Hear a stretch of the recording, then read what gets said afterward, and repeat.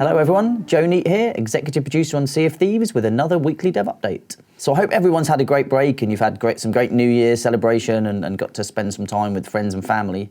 It's been a good opportunity for us as a development team to recharge a little bit and to take a little bit of a break. But now we're back, the start of the year, got a lot of exciting plans for everything that we've got coming up. So as it's the start of the new year, it's a good time again to kind of reflect a little bit, but also think about what's to come. What's been great to see is Sea of Thieves and Rare included in a bunch of kind of end of 2018 lists that we started to see kind of on the run up to Christmas and the new year. And really great to see the recognition for all the work that we've done and just the impact that Sea of Thieves has had so far really gives us a boost again coming into the new year. It's really great to see that. It's also been incredible to read everyone's SOT stories. So I asked in the last video at the end of last year for people to put together their story and tell us kind of what Sea of Thieves means to you. And to have that opportunity to kind of sit down, relax and read all of these stories or watch the videos that people had put together has been absolutely incredible. I know there's been a lot shared within the studio around this. And also, as I come back into the new year, I'm pulling together a kind of presentation overall just to take our entire team through about what our plans are for this year and why we're doing what we're doing and everything. But part of that, I'm going to make sure I include some of those stories that people kind of submitted at the end of last year, because I think it's a really great way to show the impact of what we've done so far and why it's so special and why it's so different. And it really helps motivate us as we think about the things that we've still got to come and still that we're looking to grow and expand on Sea of Thieves with. So thank you so much for sharing those stories with us. They're so powerful, they're so important, and they are why we do what we do. So thank you, everyone. Another thing that's been happening over the break is that we've seen a lot of new players coming to Sea of Thieves.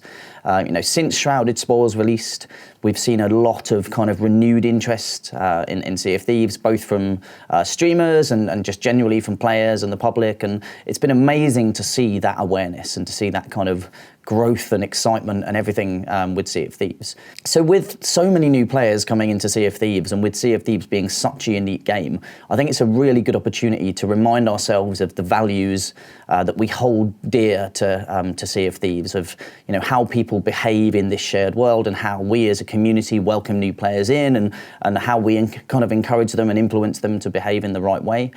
Because Sea of Thieves is a game with so much freedom and so much control over your own kind of destiny within the world. That's really important to us, that we give players that freedom and we see their creativity. But with that kind of that freedom and that power comes great responsibility on the part of all of our players. And one of the things that we did really early on with Sea of Thieves was we put together the Pirates Code, which was a kind of community-led code that you, the community, came up with how you wanted people to behave in Sea of Thieves, and it's something that we as a development team really agreed with and really hold dear to us. And so I think it's a really good opportunity to go through that and remind everybody of what the Pirates Code is of Sea of Thieves and why we did it and why we want this to be a game for everybody and why we want people to behave in the right way. So what the Pirates Code means to me is that everybody is welcome on Sea of Thieves. Like, we do not discriminate against anyone for any reason, and that won't be tolerated by us, the development team, and it shouldn't be tolerated by anybody in the community. And this game is for everybody, and what's been so great about it is to see the really diverse range of people that we've had playing Sea of Thieves since launch, and seeing all the adventures they've been going on together, and the respect that they've been treating each other with. And so that is so important to me, and it's obviously very important to our community. So all of our players, new and old, should bear this in mind whenever they're out there adventuring on the seas in Sea of Thieves. And when adventuring out in the Sea of Thieves world, remember it's a shared world adventure game and everybody you encounter is another player on their own adventures. And if you engage in combat with people, which is of course absolutely fine, whether it's sword play, it's gun play, or it's ship-to-ship combat, do so with respect for other players and treat those players with the kind of respect that you would expect to be treated with yourself. Fight with honor out on the seas. And that's what we expect to see from all of our players in Sea of Thieves. And remember, voice is a really powerful tool. And in so many ways in Sea of Thieves, it can be used in a fantastic way to communicate and to kind of have great adventures with your fellow players. But in the heat of battle, in the heat of combat, sometimes you might want to use that, or you might accidentally use it in the wrong way. But just think about the people that you're playing with, the people that you're encountering, and the experience that they're having, and just make sure that you use voice in the right way in Sea of Thieves. Another key part of our Pirates Code is about respecting new players and helping them and showing them the way. Because if you think about Sea of Thieves, like, we're always going to keep having new players coming into our world. And a really important part of our code is that if you encounter new players, help them, show them the ropes, and think about their first experience in the game. If they have a great experience, they're going to want to stick around, they're going to want to keep playing. And that's great for all of us, because the more people we have playing Sea of Thieves, the better it is for everybody and the more successful this game as a whole is going to be. And finally, we have a zero tolerance approach to cheating in Sea of Thieves. So if you encounter anybody that you believe may be cheating, please make sure you report that player and provide any evidence that you can. Because if we find any evidence that someone has been cheating, we will have a zero tolerance approach to this within the game. We rely on you all to stay true to the code in Sea of Thieves, because it is a shared world game. It's one where we give you so much freedom, and it's been amazing to see how people have been playing Sea of Thieves in the spirit that we always envisioned.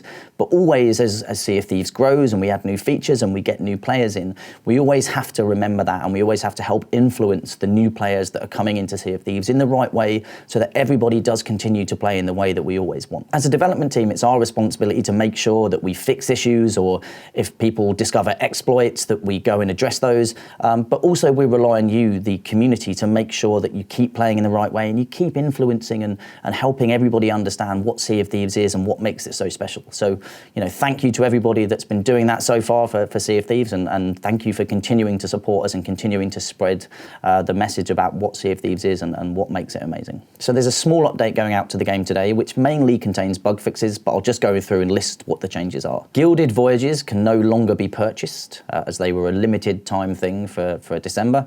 But if you already have a Gilded Voyage and you've not yet used it, that will still be in your inventory and you can still use it whenever you want. So the Wailing Barnacle time-limited cosmetics from the Shrouded Spoils campaign have now been removed from Duke's shop, so they're not available to get anymore. But obviously all of the commendations that were introduced with Shrouded Spoils are still there and still available for people to earn doubloons with. So alongside that, some of the fixes that have gone into the build now, we fixed it so when the radial was stuck on screen, if you got knocked off a cannon, that has now been addressed.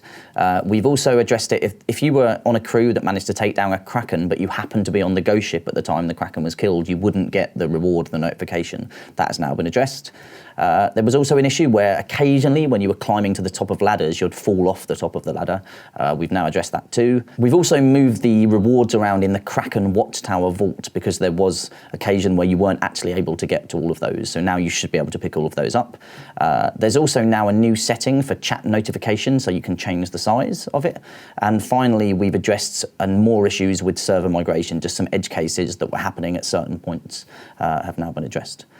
So that's everything that's going into to this week's update. And here's to 2019 and going on this adventure together of growing the game and growing our community in the right spirit, the right way, and celebrating what makes Sea of Thieves so special with all of our players, both new and old.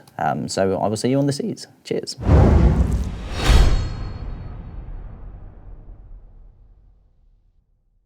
Happy New Year, and thank you very much for watching. Remember, if you liked what you saw, there's lots more to come on our channel, so subscribe and click that little ship's bell for all those notifications. Cheers.